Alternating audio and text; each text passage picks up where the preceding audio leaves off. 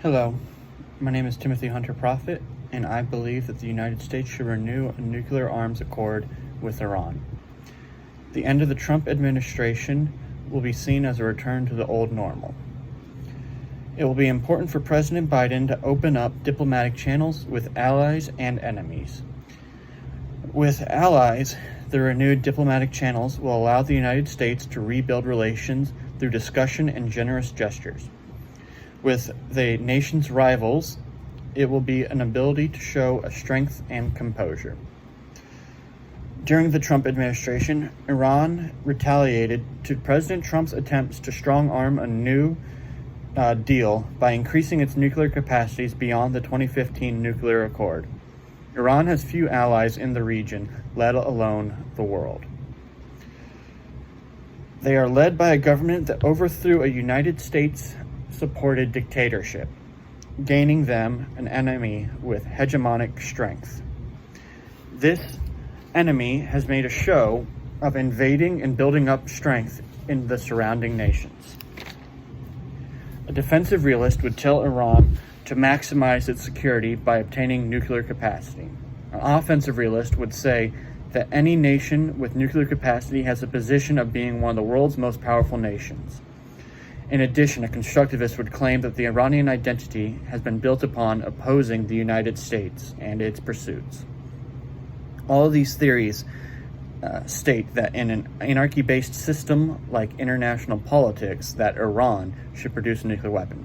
However, the United States has helped construct international institutions over the past century to reduce the impact of anarchy. These institutions give the United States and other nations the ability to meet with their rivals and diplomatically come to solutions to maintain world order. The United States and NATO have made it clear to the world that they seek to reduce, limit, and manage the world's nuclear capacity with the Nunn-Lugar Act. The three no's mean the United States does not want Iran to have any nuclear capacity for energy or weapons. It is a clear stance that allows Biden to have a strong position to reach a compromise from. Iranian ambassadors have made it clear that they wish to renegotiate the accord with the United States. These sanctions placed on Iran by the Trump administration have not been lifted yet. Biden has suggested that he would place more sanctions on Iran. He is making plays to strengthen the tenuous position the former administration left him. It also allows him to confront the claims Iran made after the first accord. He will be able to emphasize the restrictions on nuclear weapons trade and production. After the first accord, Iran had stated that they believed that the accord granted them the ability to produce and trade as many nuclear weapons as they saw fit. This renegotiation will give Biden the ability to confront those beliefs and restate the three no's of the Nunn-Lugar Act. The renewal of the nuclear accord is not the only diplomatic potential that meeting with Iran holds. It is a subject that both nations have expressed an interest in pursuing and compromising over.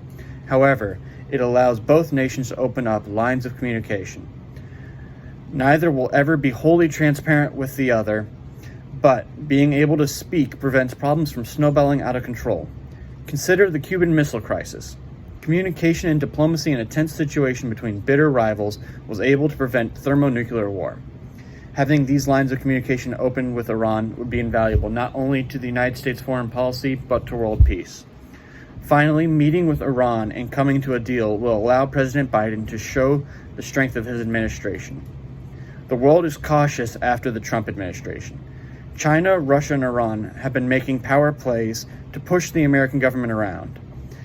They see the riots and the failure to come to a consensus as the United States government becoming fragile.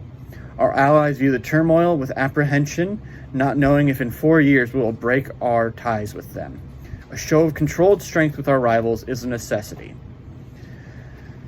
Both sides want to talk. They cannot lose prestige or strength by simply backing down to the other.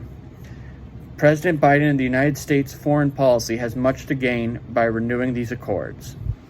Thank you so much.